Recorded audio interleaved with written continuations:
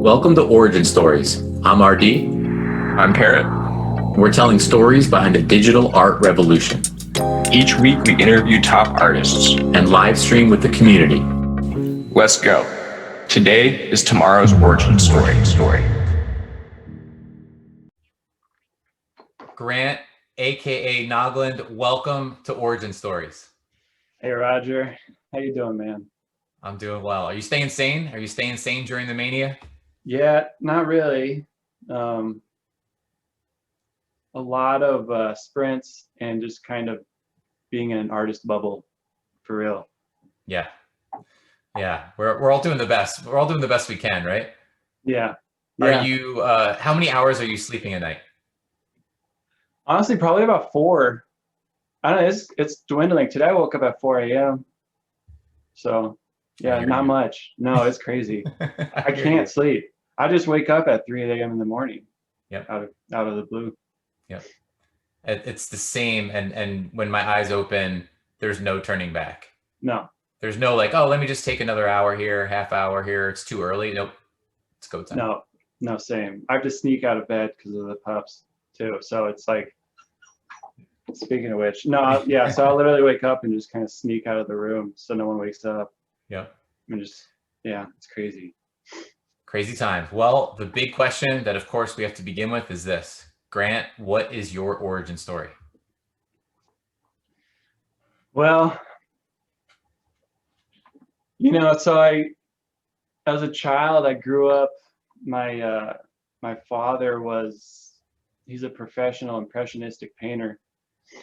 And he did a lot of stuff for like the NFL and like a lot of shows. So I'd always be around like just a surge of colors. Like he would go to a trade show, excuse me, Lemmy. He would go to a trade show and just bring back like tons of 1994 Olympic paintings and collectibles and pins. So that was basically my whole early childhood. And I started to pick up like Photoshop when I was probably 8, because he would use it to like edit his paintings because he started selling on eBay at the time. So yeah, I always like the influence of art and colors was always super prominent growing up. And kind of seeing how like the art world logistically worked in a way. So I think it was just kind of, I don't know, an inherent nature to just start doing art because I had such a heavy influence growing up. And it really led to my digital path. Like I always liked doing traditional, but I think starting with Photoshop at such a young age really kind of guided, my hand at doing digital work. Now, were you helping your dad at the time? Like when you were picking up Photoshop, were you helping him with some of the work that he was doing? No, man, I used to make fake Pokemon cards. Oh yeah, nice. Yeah, I used to Photoshop like fake stats, and then I would spray mount them to a real card.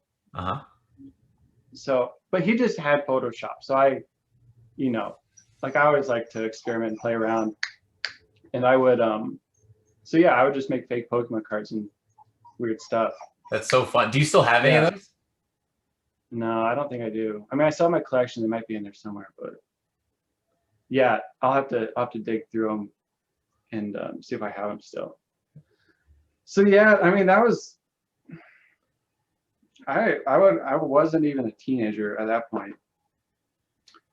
And then teenagers come and it gets kind of crazy, but I always would be obsessive with creating and finding the next way to create. And when I was about 18, at this point, I was doing like paintings and stuff and sculptures out of Super Sculpty, which is like this, it's like silly putty, but then you can cure it in the oven and it turns to this hard resin. But yeah, when I was about 18, I got a Wacom Cintiq, which is just a drawing tablet. And then that kind of really caused me to, I don't know, it just like exploded my creative horizons when I was a teenager. And it's interesting because like I worked at the airport for a while, so I'd travel.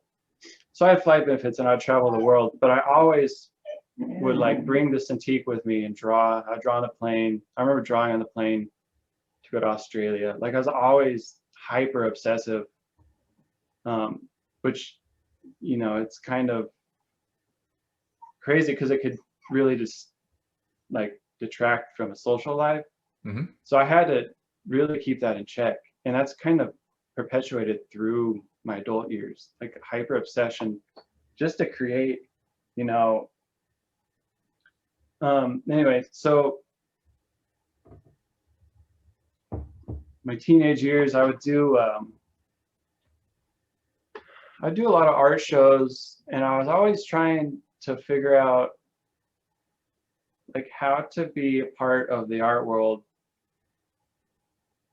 with digital art. And I remember this one time I sold this huge canvas at this show, and I printed it out in like a giclée.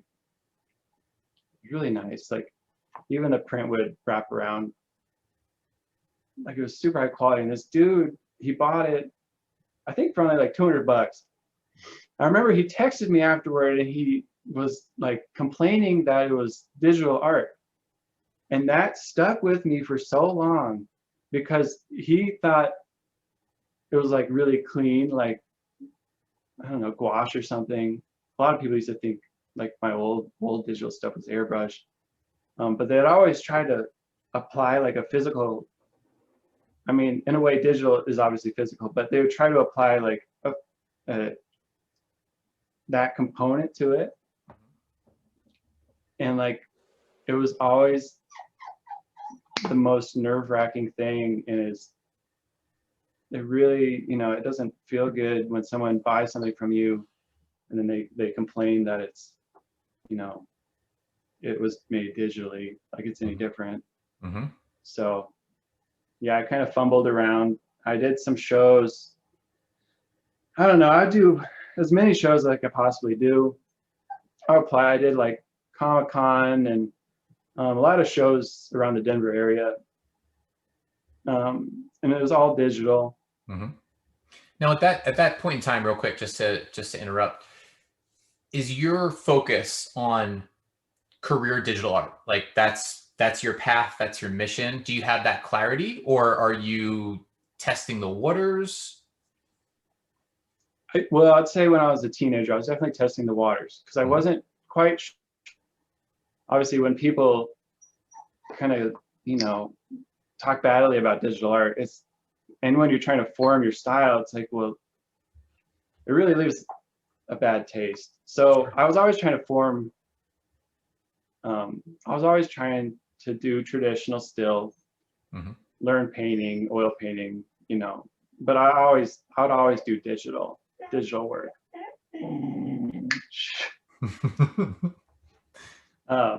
Yeah. Lenny can be part of the interview too, don't worry. Yeah. He's a gremlin. He just makes gremlin sounds all day. He's the most vocal whiner. Yeah. I mean, like it's definitely a joint interview. Yeah. Yeah. Gremlin input. So you receive a comment like that's representative of at the time. Now I think less and less people are thinking that way, but at the time I'm sure a lot of people were thinking along those lines of making that mental demarcation, you know, between the value of a digital work versus the value of the physical work. How do you persist through that? So I'm sure that's a tough moment. How do you rally and still keep plowing forward? Yeah, you know, that always stuck with me, but I would continue on. And well, I guess first and foremost, I did skip that I went to traditional art college, but I ended up dropping out after 6 months, and I just decided to pursue things on my own. So I had that so I had like, I was doing digital art, plus I dropped out of college. So I had this huge burden of, in a way, being like a huge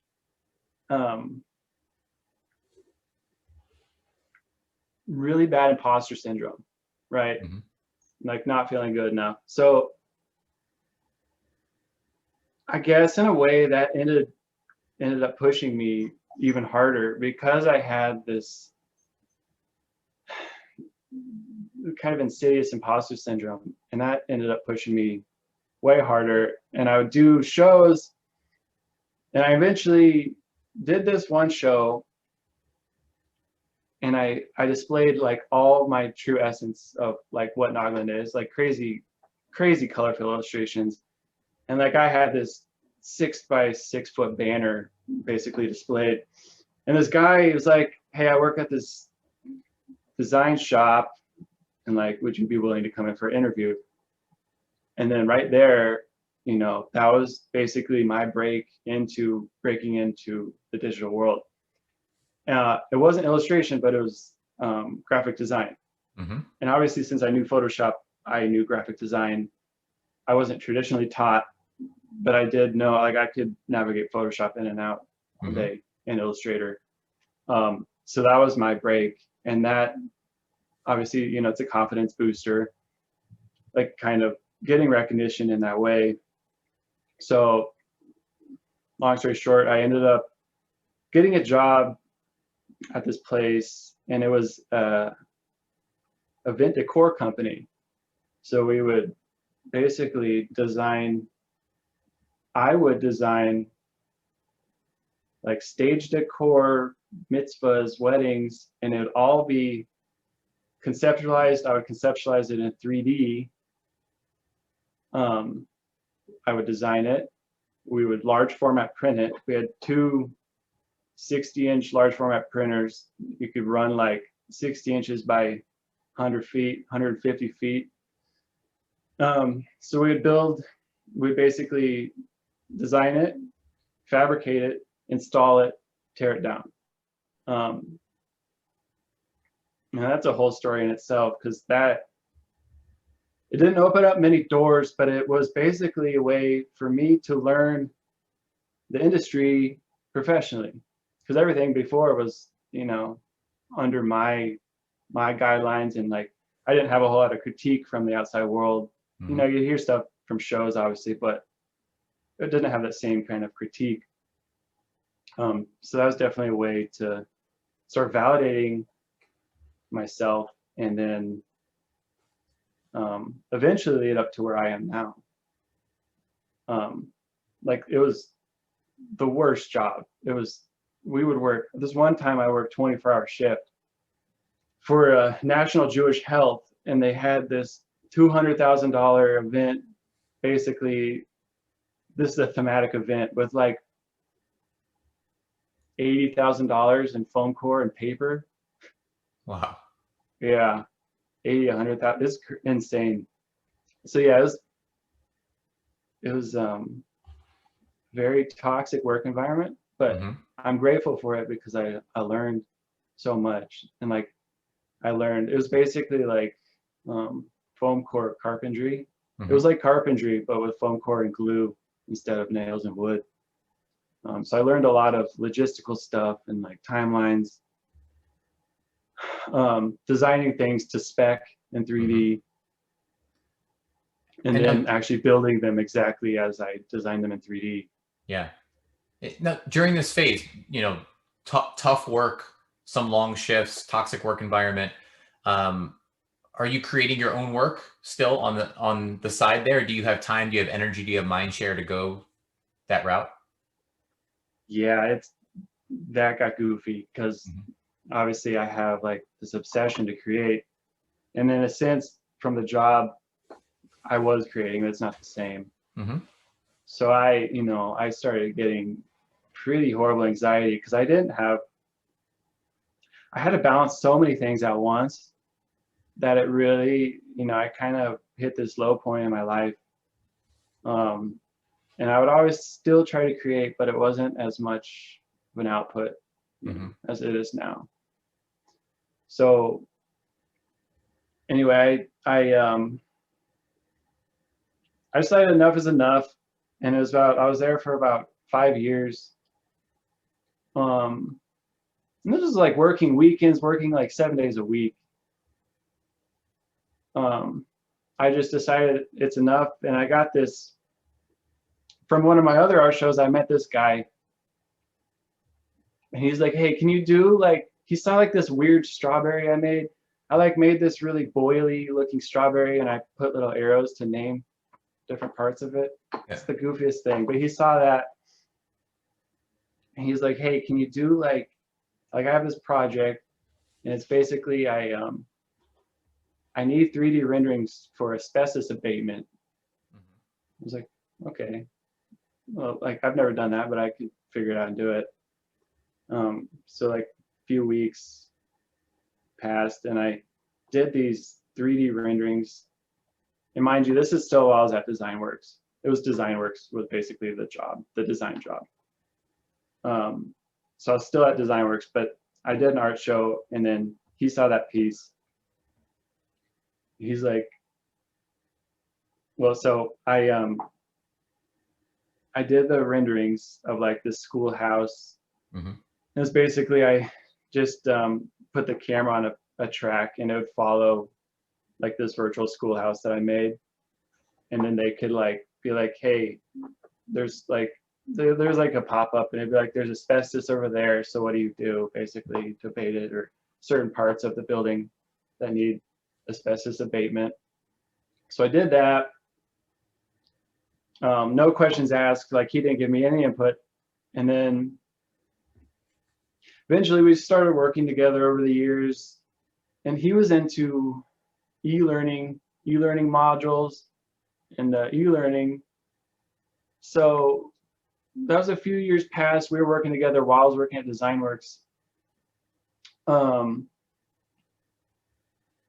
And then the point came where he offered me a contract, which was more than I would have made in like 3 months at DesignWorks. And I was like, well, yeah, this is an obvious choice. So I put my 2 weeks in at DesignWorks, and I went completely freelance. And I've been freelancing since 2018 now.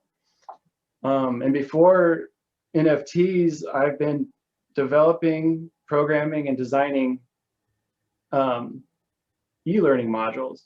And that's been, you know, it's actually really fun because it's super technical, and I like being really technical, but I also like design. So it's been a really great balance between the two. And yeah, so I've been doing that since 2018, and also just juggling, creating my own stuff. But obviously going freelance has granted me a lot more to be able to delegate my time a lot better. So I've always, since I went freelance, I've been able to increase my output of creating and experimenting and learning. Sounds like a much healthier relationship and balance. Yeah. Yeah, it's kind of like, you know, going freelance is kind of like jumping off a cliff in a way. Yeah. And at the time, it was like jumping off of a cliff and not knowing if there's going to be like a mattress under you. Yeah. Because at the time, I had no idea how the freelance would play out. Because obviously it's so sporadic. And not to say like there's stressful times because things would slow down in the winter. And like obviously COVID and e-learning was really, really profitable. But it started to slow down in the winter again. And my girlfriend and I were just talking about options of what to do. And I had been on Twitter for a while, and then I was just, you know, browsing the Twitter feed, and I've always been kind of skeptical about cryptocurrency stuff.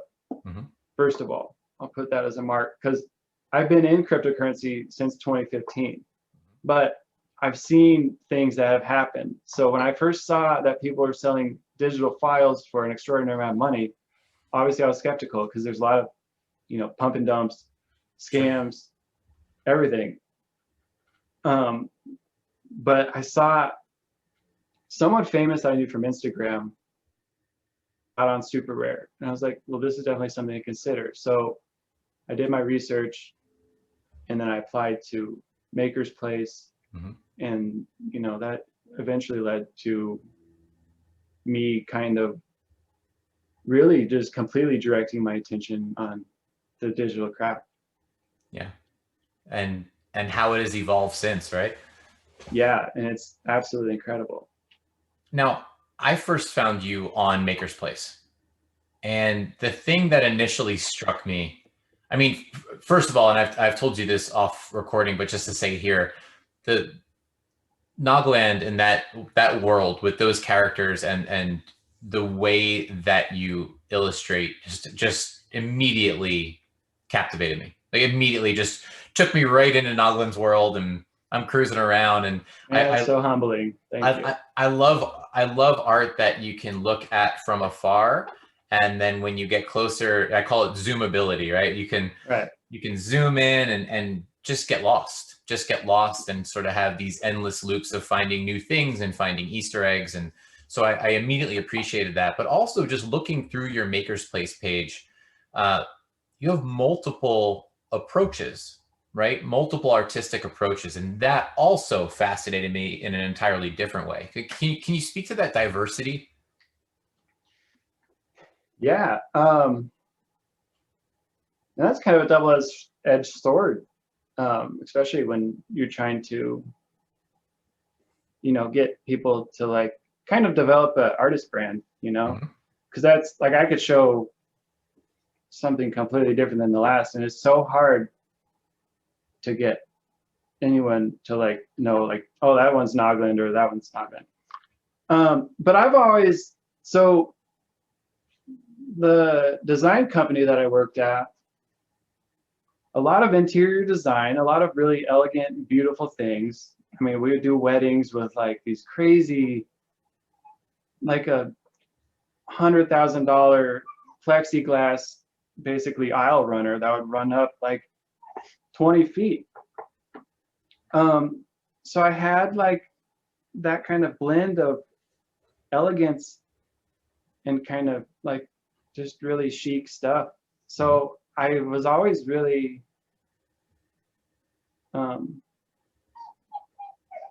I always really enjoyed like interior design and really beautiful stuff.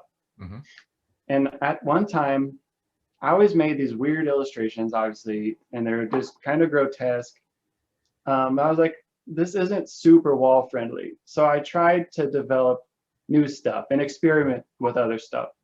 Like I'll always do the weird illustrations, but I wanted things also for people to like deeply appreciate, and it would be like the wall friendly piece. So I started experimenting with my styles, which led to, you know, just kind of a huge different array of outputs in a way. And like, so Happy Time Soul Machine, right? Would you consider that in that category of more wall friendly art? In a way, yeah. It's not grotesque, it's not morbid, it's just kind of colorful and cute. Yeah. But a lot of the time when I make those kind of 3D open worlds, I will reference old times in my head from the design place, like the way things were built. So there's a lot of reference to that time period, and like the 3D environments that I've made.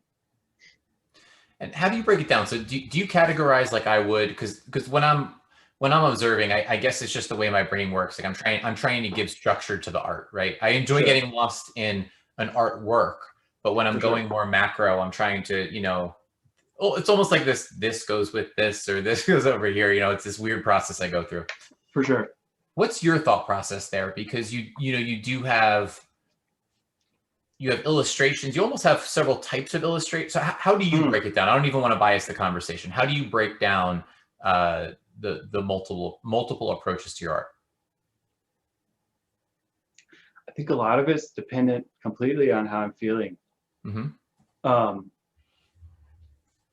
sometimes I want to make something really dark, and like it could be a time period of my life. Like I made Sinners in 2019, and it's extremely dark. A lot of, you know, and there's a religious kind of undertone to it. And I think it was just a time period of my life where I needed to express something. And it's not like a weird quirky illustration, but it's just the pure need to express creatively.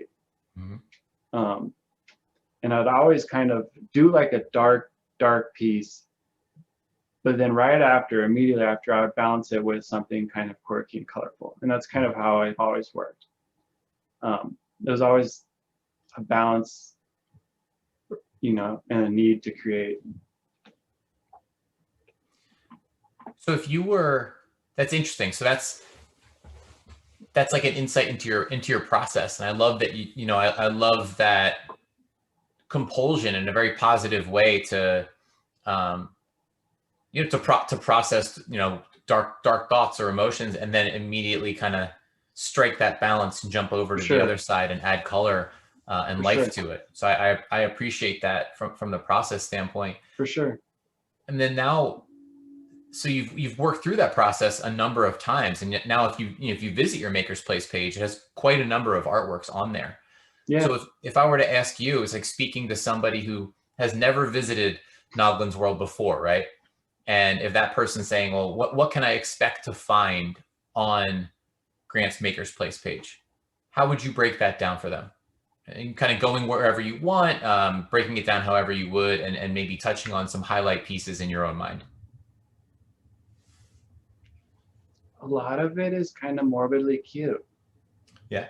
Yeah, because I love morbid stuff, and I think the illustrations, a lot of the time I'll blend kind of grotesque stuff with very vibrant colors, and then it'll create a nice blend.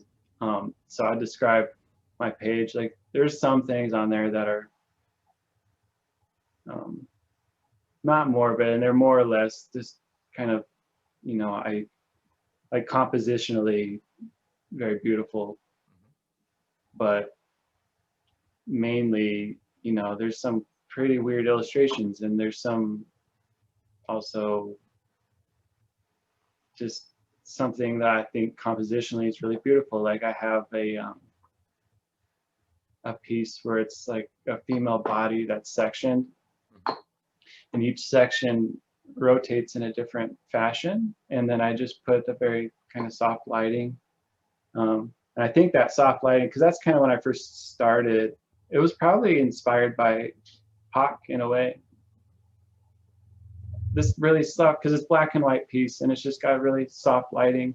And his work is compositionally like really beautiful, and it's so simple, and it's really hard. I'm not one to make minimalistic stuff, obviously. It's very hard to make something minimalistic and execute it correctly. It takes a very, very special skill. So I think in that, like, that piece on Makers, you know, was probably inspired by Pac, and it's not morbid, I guess, in a way, maybe, but it's just, it is what it is. And that one is called? Oh, Love and Rotation. Perfect. And so you have a nicely sectioned MakersPlace page, and that you've bucketed things into, you know, Welcome to Nogland, Saint Series, and Mechanical. Yeah. So do you consider that, you know, the buckets to your overall approach? I would consider the Saints and like the Welcome to Nogland are like the two kind of projects that kind of create duality in Nogland. Because Saints is like hyper white and gold, really just kind of crazy camera movements, and then Nogland is just like, you know, kind of super colorful and a little whimsical. So I think that those two, like Mechanical, I really enjoyed creating those, but I don't know necessarily, like obviously they're in Nogland, but I just more or less have been focusing on like kind of really colorful worlds or things like Saints, where it's just like elegant in a way, but it doesn't really show much of like morbid or dark, you know, kind of undertone. I would just say to anybody who's listening and is not as familiar, or maybe is just familiar with one or two works of art and are not aware of the multiple approaches of Grant, I would just recommend going to his MakersPlace page and exploring those tabs, because I'm trying to rack my brain now and I just don't know many artists that you can look at mechanical tab here and look at these works of art, the Saint series and Welcome to Nogland, and just see very, very distinct things in each of those buckets. Yeah, you know, once again though, you could see how that would be a double-edged sword. Sure. Right. Yeah. Yep. And it's almost, that's why I'm trying to call it out, just because I think it is so unique that you're right. I think it does need that layer of a story to it to show someone that it's there. It's to say, hey, make sure you go in depth here and make sure you explore each of these tabs. And I could see somebody out there, you know, and ending up being fascinated, not just with one of your approaches, but with multiple. Appreciate that. Yeah. Yeah, I decided that MakersPlace is going to be more of my experimental work, as it shows. And then SuperRare is just going to be straight Nogland, colorful, weird worlds, morbidly cute. Colorful. So I kind of decided that. Morbidly cute. I like that. Yeah. Maybe like when I first got accepted on a SuperRare, that's what I decided. So yeah, MakersPlace will be just anything that I feel like creating and then minting will be there. But then yeah, SuperRare is just purely curated. I think that's so smart. I think that's so smart. You know, every now and again, someone will ask me for some advice, and that's, I think MakersPlace is the perfect place for experimentation. I think it plays to it. The fact that you can separate tabs out like that. And it just lends itself to that a bit. It's more exploratory. It's less, there's less of an expectation that there's a consistent style. Whereas you're right, to your point, SuperRare, way more curated. And I think it behooves any artist to consider, you know, an approach that makes sense and that's themed consistently over time. And you've done that. And so as of recording, you have 5 artworks up on SuperRare, which began with the world of Nogland, and which I remember when you shout out to Nesty for that. There you go. There you go. But I remember when you went live on SuperRare and it just happened so fast, right? Yeah. Yeah. It was less than 2 days. Yeah, it was really fast. Because that was around the moment in time. Like I collected one of your artworks. I was fortunate enough to collect one of your artworks on MakersPlace, and I was definitely, you know, and as I have been since, keeping an eye on what you're doing, or trying anyway, amidst the mania and the chaos out there. And I remember being like, okay, Grant is like, Nogland's going to SuperRare. Here we go. And I remember I felt like I blinked and it was gone, and it was like, okay, oh, this is happening. That was fast. You know. In reality, though, that piece has been in progress since 2015. That's amazing. It was so big, I scope creeped myself, and I didn't finish it back in the day. So SuperRare came along, and I spent, like, I think a week just polishing it up, and then that was it. But yeah, that was, yeah. I mean, I illustrated that at 11 by 11 feet at 300 pixels an inch. Because ideally, in my mind, there's so many details that compositionally, you can't see it on like a small print. And it's hard to show it on like, you know, just a thumbnail on a screen. So in my mind, when I make those, I illustrate them. They're not vector, they're all pixel done in Photoshop. So I illustrate them extremely large for the potential to really like in my mind, I was going to blow that up, get a banner, at like 12 feet by 12 feet squared. That's intense. I would love to see it blown up on the wall of a virtual gallery, or maybe one day on, you know, some sort of mega digital frame in a house. Yeah. Yeah, that would be incredible. And ideally that's like my goal with those, you know.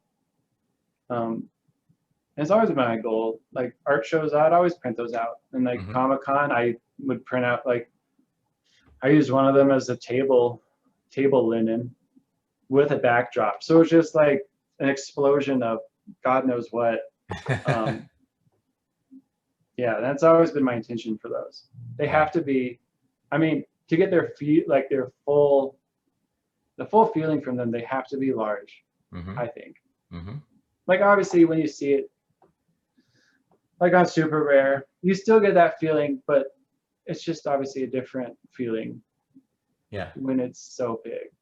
For sure. And it's definitely the kind of artwork that I almost want to be interacting with it on like a tablet. If it is on a screen, I want it to be a tablet so I could use my fingers to zoom out and in and, you know, scroll all around. It just feels like it's calling me out to go do that.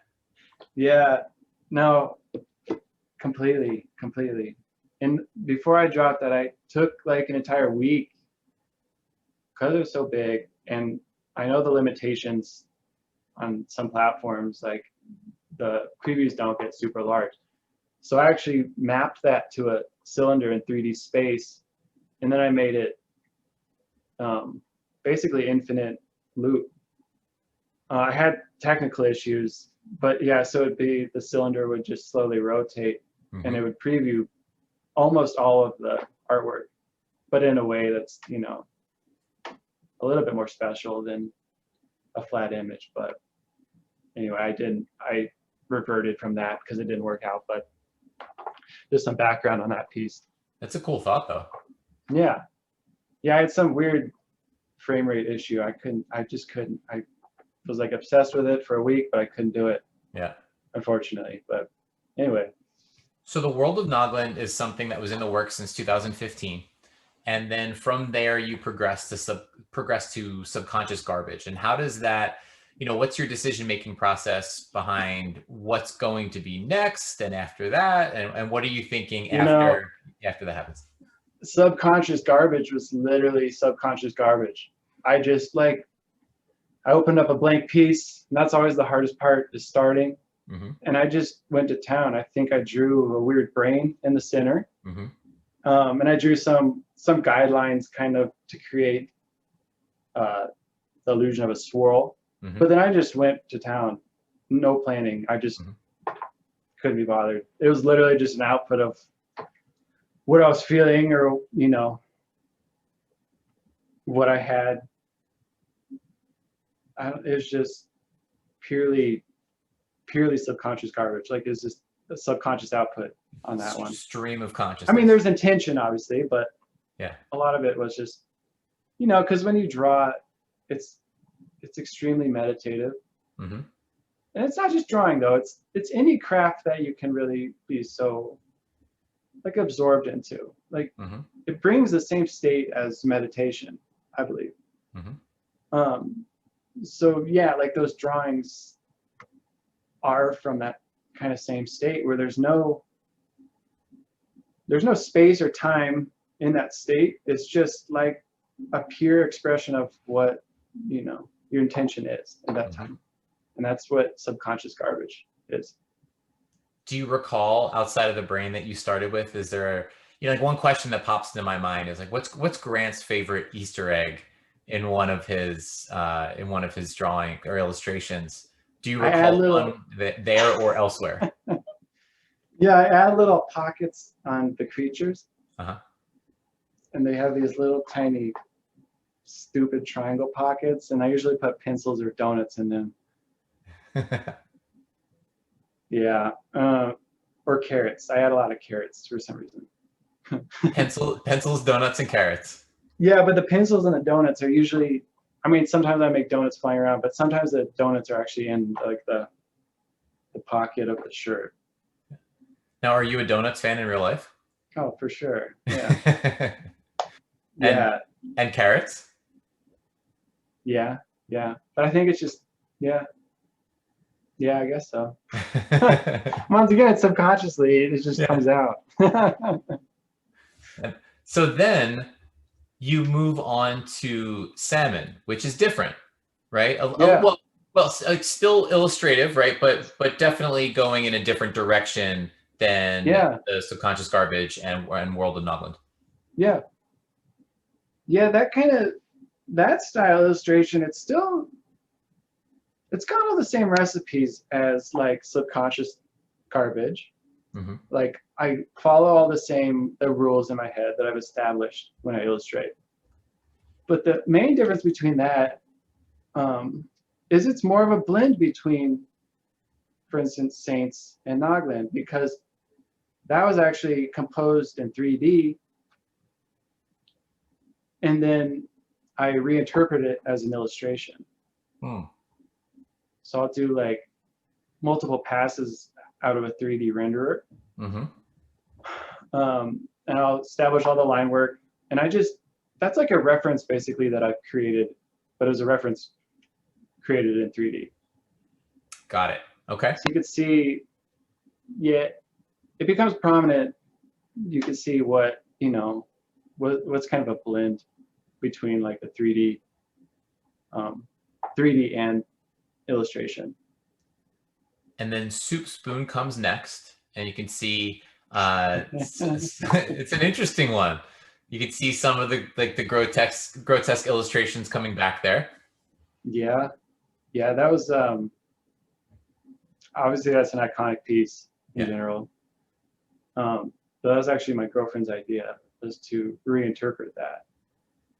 I thought it was a great idea because I try not to reinterpret too much art, Mm-hmm. like obviously we pull from like art history and you could think of things like that, but I try not to make it too similar. So that was a special piece because it is like, if you look at that, no matter how weird it is, you'll know that it was American classic. And I think she had the idea, and it was just a really good idea because it'd be so much fun to reinterpret that with like worms dancing, and like holes on a head. The description, by the way: worms, a pickle, and a happy soup spoon. Yeah, the happy soup spoon instead of a pitchfork, just dancing soup spoon. I mean, it's so fun. I don't know. Your approach, just like I said, these are illustrations that I want to dive into and immediately zoom on, and there's so much to them, and the light animation to that one is great. Yeah, that's to be honest, whoever watches this, I don't know After Effects at all, so I actually illustrated that in Photoshop, brought it into Blender on like 4 3D layers. That just does planes with transparency, and then I animated that. And Blender has a whole 2D animation suite, so all the worms and stuff were frame by frame animation mixed on top of like a flat plane, basically. Interesting. Yeah. The history of Soup Spoon. The history of Soup Spoon, yeah. And so now, as of this recording, and most likely when this is released, unless people engage in a bidding war for quite some time, Right. the Band-Aid warehouse does look like it is about to, I think, break the Nogland record, right? I believe so. It's breaking the Nogland record, which is amazing. And can you talk a little bit about those unique mechanics that you baked into the artwork for the winner of the auction? Yeah, so I've decided the winner of that auction, I'm going to illustrate them however they want inside of that world, and then I'm going to print out the final and send it to them. But I'm looking at printing techniques because prints are great, but I want a print that's on like cold pressed watercolor paper with like texture. I'm even looking into getting the print embossed or debossed with like spot gloss, because even just spots of like circle gloss kind of to give a little bit of texture is amazing. You know, I've always been a huge fan of really like specialty papers because I was in large format printing, and it adds another level of, it's like if you get an embossed business card with like foil, it just stands out. So I'm looking at that for the printing techniques. But yeah, so whoever wins that will be basically immortalized in that piece. I hope that whoever wins that has the presence of mind to listen to this origin story and decide to fill their pocket with donuts. Yes, and I hope whoever wins that really picks something that's super weird. Yes. Yeah. I want a pocket with a donut in it so bad. It's like if this was on AsyncArt, I think I would go and I would try to buy the layer that had the pocket that I could choose to fill with the donut, the carrot, or the pencils. I would want that layer of the artwork. Yeah, yeah. By the way, can you do that at some point? Can you do an async artwork where a pocket is a layer? I will, just for you. Yeah. That would be so incredible. I promise you, I would be bidding for that pocket, as well as I'm sure the master layer in addition to that. I'll put a bunch of rats in the pocket or something with donuts. Yeah, no, I will. And that's something that's in the works as well, is async. That's great. That's great. And I think your artwork, because it is so detailed, well, when you take this approach, right, it is so brilliantly detailed and it has that zoomability, and I can just see, I mean, there are infinite possibilities for layers and alterations that could be made. Yeah. Yeah. I'm going to have to simplify a little bit, but ideally I can see it in my head. I can see how it'll work, and it's planned for async. I'm not sure when, but it's definitely, it's an idea, and visually I see it in my head. So I'm just waiting. I can't wait, man. To execute it. Yeah. Grant, you ready to play a game? Yeah. The game is the lightning round. Anything goes. Snap reactions, like first thing that comes to mind. All right. But if you want to take a tangent, take a tangent. So no pressure on that aspect. You ready for it? Ready. All right, I'm gonna start lobbing some stuff at you. Okay. And just to get in the groove here, you'll like where this goes for the first three. Ready? Number 1, pockets. Donuts.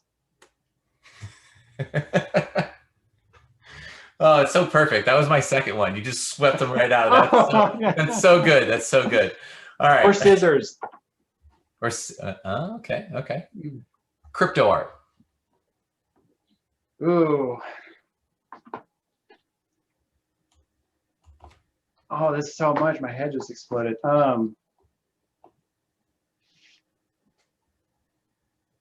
Jeez.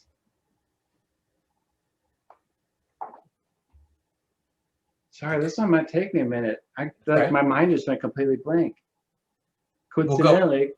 We'll go blank. Just keep it moving. We'll go mind is blank. Keep it going.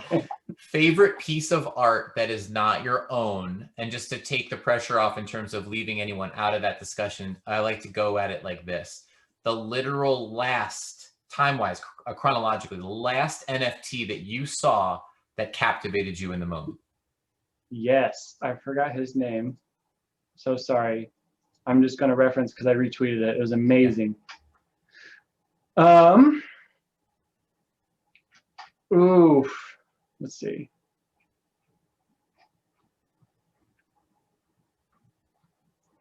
Oh, it's incredible. Actually, I'm going to say Marco Mori and his weird fat man sliming its way into a Nike pool. Yeah. That's funny. And his legs are all messed up, and he's just like inchworming through this slimy pool. So he does some interesting things. I love it, and it's so weird. And I just, and like the slime is like coming up out of the pool, and he falls off this like Ledge? I don't know. Marco Mori. Marco Mori, what was the one he did? The one, maybe the first one I found or the first one that really got me. It was on a soccer field. Do you ever see that one? That's hilarious. Yeah. That's the one. That's the first one I ever saw too. Yeah. And I just like, yeah, it was hilarious. Yeah. That is good stuff. Okay. We're gonna give him the shout and the tag in the episode notes for sure. All right, back in lightning round groove. Here we go. Okay. Four words are coming at you, and they all apply. And by the way, I suggest that everyone Nogland.com, Nogland.com. You have quite a nice website with a rundown of everything that you're doing. All right, here come the words. Painting. I'm sorry. How these apply to me? Go anywhere you want. These words are all going to apply to you as an artist. They're descriptive words that you use about yourself on the website, but I want you to then take that word and give me your snap reaction, what it means to you, or first thing that comes to mind. My father. Nice. Nice. Sculpting. I forgot his name. It's this Canadian sculptor that makes the absolute weirdest. I'm sorry, I'm bad with names, but they're so compositionally beautiful. They're so weird. Just like these weird holes in the face, and yeah. All right, we're gonna track that one I'll down. have to. Yeah. I have a bookmark somewhere. I won't look now, but I'll send it to you because he's incredible. We can tack it in after the fact. Tack it on after the fact. Graffiti. Oof. Brooklyn. When I think of graffiti, I just instantly get drawn to New York or Amsterdam. So, yeah, we'll say Amsterdam or New York. Okay. Printmaking.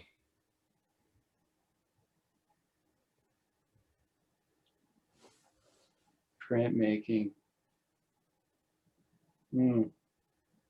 Well, really let me go. Oh, go ahead. Really fine, delicate paper and like gold foil. That's what comes to mind. Yeah. One thing I want to say, in the way of NFTs, the value adds are really interesting now. Just the creative lengths that are being gone to not that art needs it, right? But that creators are finding ways to add value and add interesting use cases and experiment, right? And just to go back to the Band-Aid warehouse, one thing that struck me now that I layer in the word printmaking, as you're describing even that print that will be sent to the final collector, it really does strike me the level of thought that you put into that. Because I think there's a difference between sending a print, which is fabulous on its own. Like, I don't care what style the print is, that's a fabulous thing on its own. But to hear you describe it and what you want to do with it and the level of thought behind it and your history with printmaking, it's a special thing. I just want to shout that. I want to shout that out. The level of thought you're giving that, whatever you want to call it, value add or Easter egg. Yeah, there's a lot of intention, and I am pretty notorious to overthink things, so that's also a double-edged sword. But it's very intentional. I'm for Brandon, who bought Subconscious garbage. I'm designing him something extremely special for that. I'm not going to spoil it right now, but it's in production. I got the proofs back. It's physical. It's a print, but it's not a paper print or giclée. It's a special print. So that's all I'll say. And I'm super excited to get them. I'm not going to spoil it, but yeah. So there's a lot of intention behind. And it is felt, it is appreciated, and yeah, to complete that circle, shout out Brandon Kang for collecting Subconscious garbage. Good stuff. Good guy. Yeah, what a cool dude. He's super friendly. And he's got something. Just like message back and forth. He's a really cool guy. He is, and he's got something special on the way. Can't wait to hear more about it when the time comes. I mean, I spoiled it. I wanted to make it ultimately a surprise for him, but I had to somewhat spoil it. Yeah. So it's going to be really cool though. That's great. All right. Concept that you have not yet tackled that you eventually want to explore. Yeah, I haven't tackled it. I've dabbled in it. Completely open world Oculus experience. Oh. I know how to do it, but I need to allocate the time. Mm-hmm. Mm-hmm. And I would probably hire sound designer. I actually have a sound designer that did some other stuff. But anyway, I would have to, it wouldn't be just me. It would have to be a team of people. But Mm-hmm. Very cool. Yeah. Dream collaboration. Alex Pardee. Good one. I just collected an Alex Pardee for the first time. Nice. I was going to, then they sold out. Yeah. This is just the last night, the night before we're recording this. Yeah, he's always, you can probably see it now, but he was a huge influence growing up. Yeah, I can definitely see that. I can see the connection. Yeah. Yeah, I went from like, I was really obsessed with graffiti art, and then I found Alex, so that was huge. Oh, that makes me smile hearing that. What synchronicity to hear you say that. Right? Yeah. Well, I for one, just speaking to you and Alex as well, I think that collaboration would truly be a dream collaboration from my perspective, and I'm sure a lot of others. Yeah, that'd be incredible. Maybe one day. Maybe one day. I feel like digital art in general right now is hitting this really interesting phase where more and more people are exploring collaborations. Yeah, it harnesses such a unique energy. I've never experienced anything before, but I couldn't agree with you more. Yeah, it's a fun thing. It really is. It's a fun thing. You can just feel the energy in the air from your home, because no one leaves their homes anymore, really. But you can feel it. It radiates through Twitter. It does. You know? It does. And there is something special about seeing an artwork that you can immediately tell represents two distinct people. Yeah. You know, when there's a home run collaboration and each artist has left his or her stamp on the artwork itself. Yeah. That to me is again, it's just a really, really special thing, because you have this thought in your mind, this may never happen again. Yeah. This is a moment. This is a historical moment in time. Yeah, it's good stuff. So unique. Yeah. All right. So Grant, what other artist needs some attention right now, needs a little shine? What other artist is being mildly slept on? Well, I'm sorry if I pronounced this incorrect, friend, but Ehsan Parizi. He's a Houdini artist, and not everyone knows what Houdini is. Houdini is basically like a 3D operating system, but you can really, like, a lot of the really unique 3D work that you see is created in Houdini. A lot of the sim stuff, and he creates. He gave me like a small clip of something, and I watched it, and I just can picture in my head like audio and stuff, even though there was no audio. It's just so special to watch that your mind just kind of fills in stuff. Kobay. Good one. Another incredible illustrator. So good. Such rich detail. Yes, and his background of mosaic work, really, he like executes these meticulous illustrations. But keep in mind, they're done with like pen. Like, you can't erase it, right? Like, it's just super special. So for sure, him. I'll say Michael McAfee. Okay. He creates these kind of weird, like,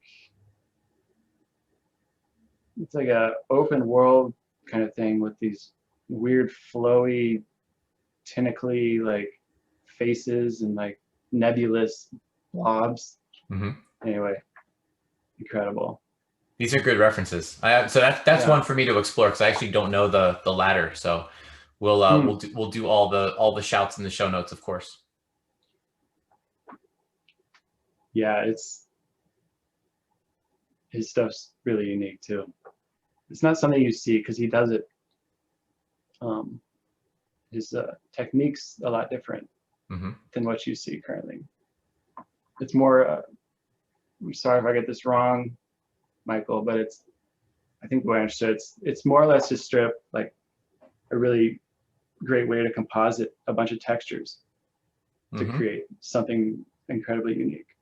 So shout out Michael. Shout out Michael and Kobay. And what was the first one?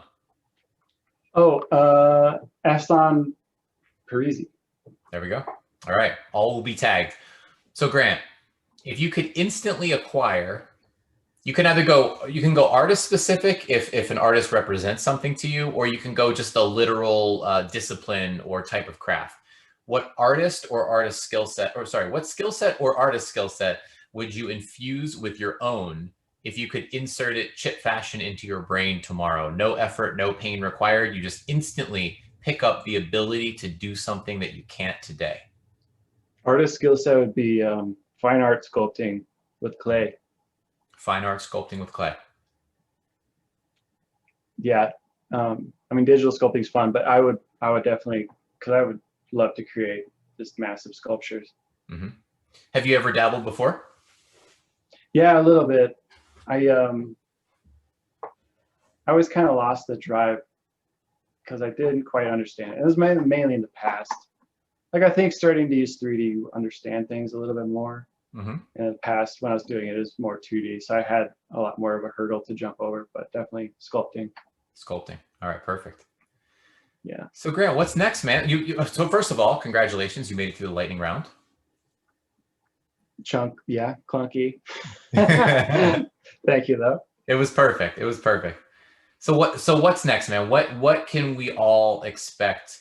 Whether it's on MakersPlace, whether it's on SuperRare, whether it's beyond that, what can you tease here and now? Well, I guess look forward to some experimental work that I'll be putting on MakersPlace. And Saints, which is on MakersPlace, is basically the duality to Sinners, which is a done project from 2019. So Saints is actually going to have a full soundtrack. And it'll be cut up, probably 5-minute long, kind of audio visual experience.